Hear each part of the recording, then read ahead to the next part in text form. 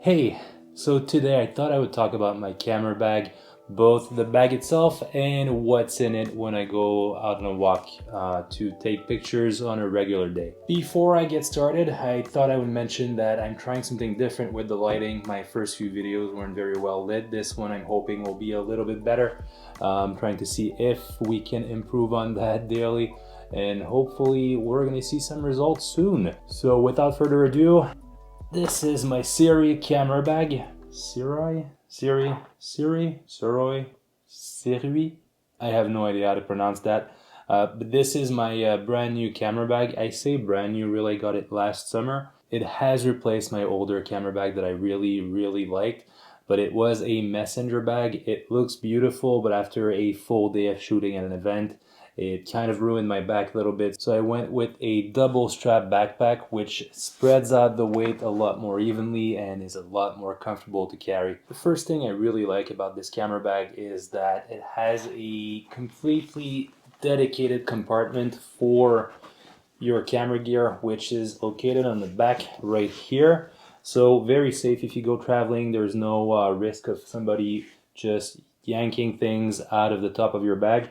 Basically everything that is camera, photo, or lens related is in here, completely separated from everything else and highly protected. It has a top option with a small compartment that can carry a lot of your personal gear, almost like a handbag. You can fit actually quite a bit in there, and there are a lot of little pockets and insert places that are actually very useful. There's another slide-in pocket right here, which I haven't really found a use for yet, so we'll go over it quickly.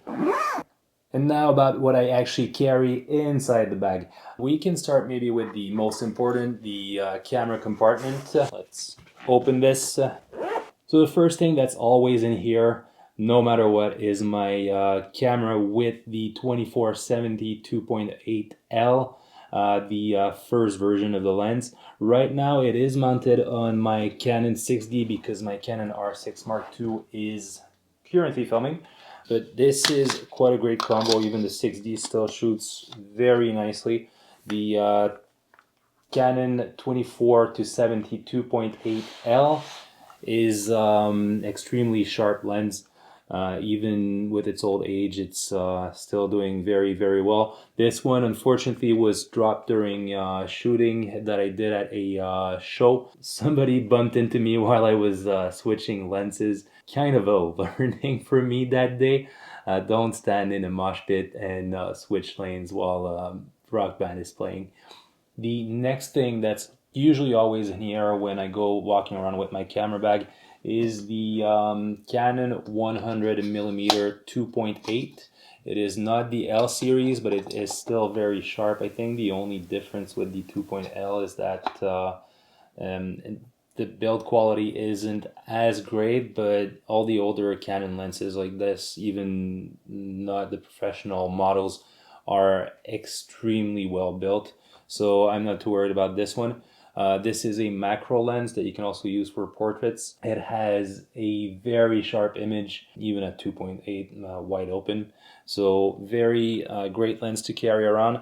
Now, usually if I go to a place that I know I'm not going to have that much light, so I'm going to a party or just a friend's place indoors, and I think I might be taking some pictures, I will replace this one with a flash, mostly since the Canon R6 Mark II or the Canon 6D don't have a dedicated built-in flash. Next is usually a 50mm 1.4, which is always with me no matter what because of how small it is.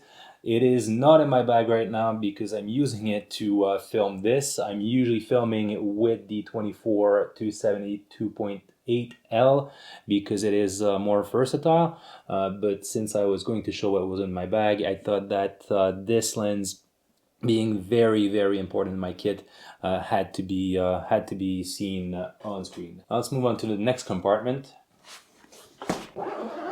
In this top compartment is just a bunch of random things that I think I might always need at some point or another. To begin, pair of sunglasses, battery charger, extra batteries, usually 1 or 2, headphones when they're not in my ears or in my pockets. I always have headphones with me, very important. A second camera, which I never use but somehow always have with me. I just like having it around, but it doesn't get out of the bag much. And finally, this rain cover that comes with the SIRUI bag. This is one of the biggest downsides I find to this camera bag, is that it is not waterproof. I walked around once with it without using the rain cover in the rain, and I realized that everything in the back was sort of a little bit damp. It does block a lot of the water coming in, but it is not waterproof, and that is a very big downside. But fortunately, they do offer this little raincoat for the bag that I haven't even tried yet, but I've seen pictures online. It seems to fit the bag perfectly, so at least there's that. Now, if I go back to the bag's functionality, the other biggest downside I found is that the camera compartment being on the back like this makes it very safe for traveling. However, it is not easy to switch lenses. If you're at an event and you need to switch lenses fast and one of them is behind you inside the compartment that's stuck to your back, even if you take off the backpack, getting to it, trying to place a camera somehow to be able to change it is just very awkward. You'll probably have to set this down somewhere to make everything easier, but it is not easy. It is not very great. Now for comparison, this is the Ona bag, the messenger bag I replaced with this one. I love this one. I love the look of this one. I've had it for now over probably 10 years, maybe 12 years, maybe more. I don't know when I got it. Ona bags are of very great quality. But this one was just ruining my back. So if you've watched this entire video, first of all, thank you. And second of all, I'd like to know, what do you prefer? Do you guys like messenger bags or double strap backpacks more? Leave a comment, let me know. Thank you. My name is John. We'll see you later.